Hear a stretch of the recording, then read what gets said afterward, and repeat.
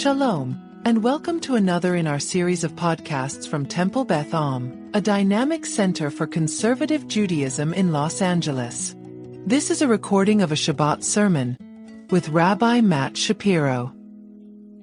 There's one item that I almost always forget before I go to a wedding. It's not my wallet, it's not my keys, it's not my phone, it's not my kippah. It's an extra undershirt. The extra undershirt is essential for me because, not during the ceremony, it's not because I need it as a quasi-tissue because I'm so emotional, but at the party, when there's the hora, when there's the simcha dancing, I go hard. Like, I really get into it. And so I get all schwitzy.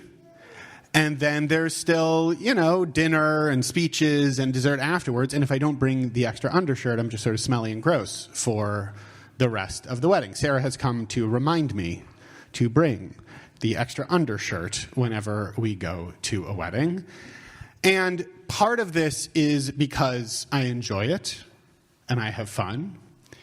And part of this, as I'm sure you know, is there's actually a mitzvah to be misameach chatan v'kala, to bring joy to the bride and groom. Now, I don't know that my dancing necessarily brings anyone a particular sense of joy, but I do think that by bringing that energy and that enthusiasm, it does infuse the day and it does enhance the experience, and it's joyful for me as well.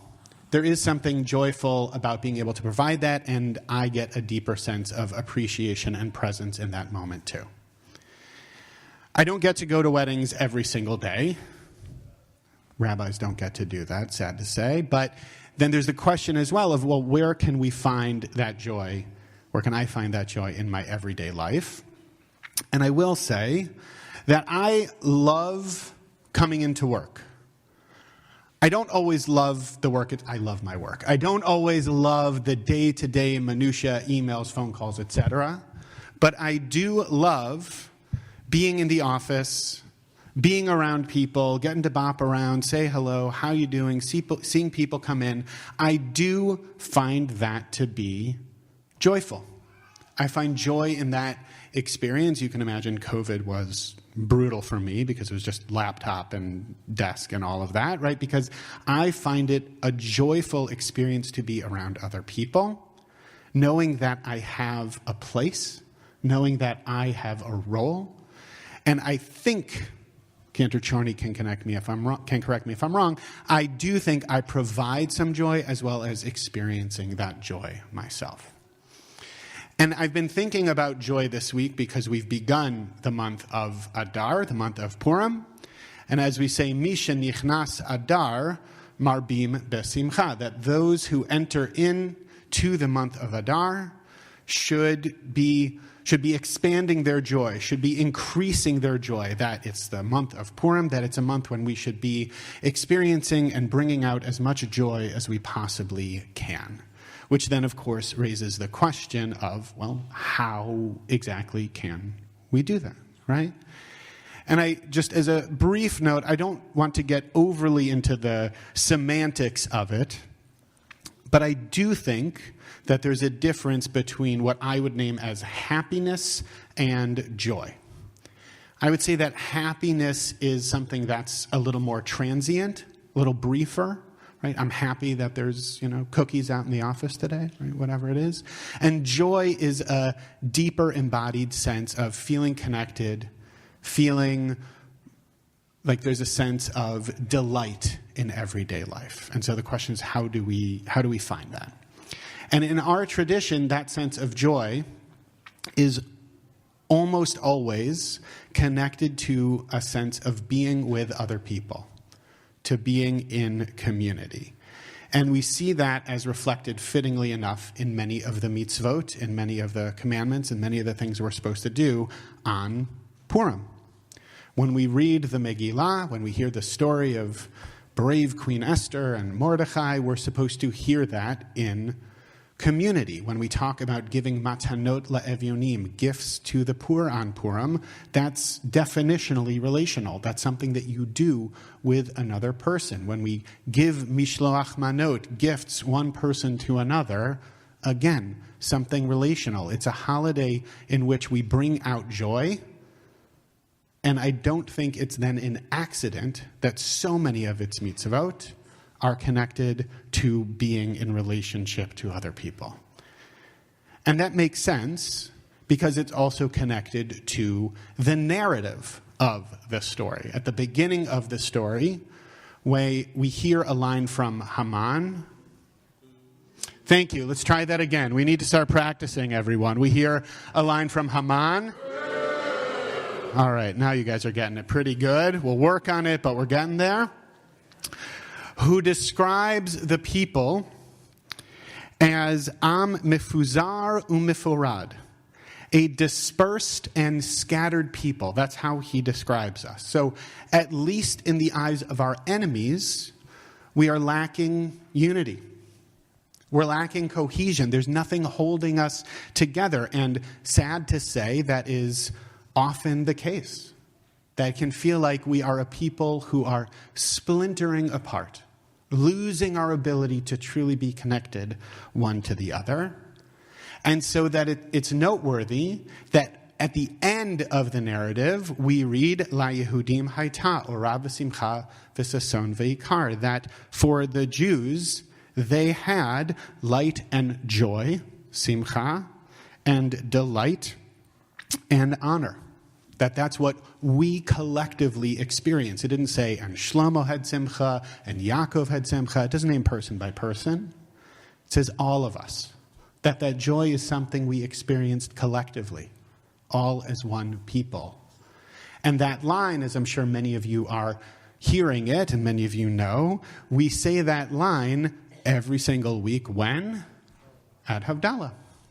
What might seem like the darkest part of our week, at night, when we are saying goodbye to Shabbat, we make a point of saying that we have had joy, having faith that we will have joy again, and that ultimately, that joy is something we experience together.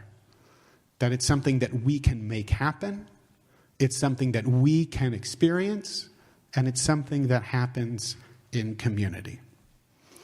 Now, the Parsha this week doesn't necessarily scream joyous Torah portion when you first read it, right? It's fairly straightforward in terms of getting those instructions for building the Mishkan, for building the tabernacle. But within that, there's a key element of ensuring that every single person has their role in this project. And interestingly, there's an apparent tension in this that gets named right at the beginning of the Parsha, chapter 25, verse 2, when God tells Moses, Daber el bnei Yisrael, v'yikchu li truma, me'et kol ish asher yidvenu libo, tikchu et trumati. Tell the Israelite people to bring me gifts. You shall accept gifts from me from every person whose heart is so moved. The beginning of the verse talks about this in the collective. We're told, vayikru, they, collectively. It's a plural noun. And yet, it's all for one gift. Vikru li truma, plural, singular. And then the second part of the verse, kol each person, each individual who is willing of heart should bring a gift. It's a collective project, and each person has a role in that collective project. Everybody working together leads to one singular thing. And the Sfat Emet, the Gerer Rebbe, one of a later Hasidic master, he expands on this apparent tension, and he says that each person gave his own offering. But they were all joined together by the Mishkan, by the tabernacle, until they became one. And only then did they merit the presence of the Shekhinah, God's divine presence. Everybody gave something. That project brought them together, And only by doing that holy work, every single person with that concerted effort, only by doing that was it possible for holiness to descend, for holiness to emerge. And you might say, Rabbi Matt, that's lovely, but you're talking to us about joy. So where's the joy there? Well, in the Talmud, in Shabbat 30b, we are told that the Shekhinah, the divine presence, only rests upon simcha shel mitzvah, the joy of doing a sacred act. When we take upon ourselves doing a single mitzvah, that's where there can be joy, and that's where the divine presence can rest. So connecting those two texts, we can see that when each Israelite did their part to bring something forward, to take part in building the Mishkan, they experienced joy. And when everyone experienced joy, as we read then in a few weeks at the end of the Parshiot where we read about building this tabernacle, that's what makes it possible for the Shekhinah, for the divine presence to emerge. And so I invite you to think about, what's your mitzvah? What's one thing, what's one sacred act that you want to go as hard at as me dancing at a wedding? We can't all dance at a wedding like that. It'd be too much, it'd be very sweaty, right? But what's one thing that you can claim as uniquely yours, that you want to bring into the world with joy? Because ultimately when we do that, it accomplishes two things. It brings more joy into the world, and it cultivates a sense of joy within ourselves. Each person has something to contribute. Each one of you can bring more joy into the world that only you can bring. And the more joy that you contribute, the better. We could use a lot more joy, folks. We could use a lot more joy in this world. And so the more that you bring that out, the more it enhances all of us. You have joy that I can't bring forth. And so we need all of it. And when we do that, it builds a greater sense of cohesiveness and unity. Because when we know we have that place, whatever your version, I know Sarah told me this, she said, you gave two very extroverted examples, right? Not everybody likes being around other people as much as I do. It doesn't have to be walking around the office. It doesn't have to be dancing at a wedding, but prayer or study or giving to people who are needy, whatever that mitzvah is, you have a place in that. And when you do that, you uncover more joy. So particularly this time of year as Purim approaches, when we wrap up Shabbat this week, when we say Havdalah and we say La Yehudim Haita Ora V'Simcha V'Sason V'Yikar, that the Jews experience light and joy, gladness and honor. I want you to think about where your place is. I want you to think about what you're going to do to bring more joy into the world.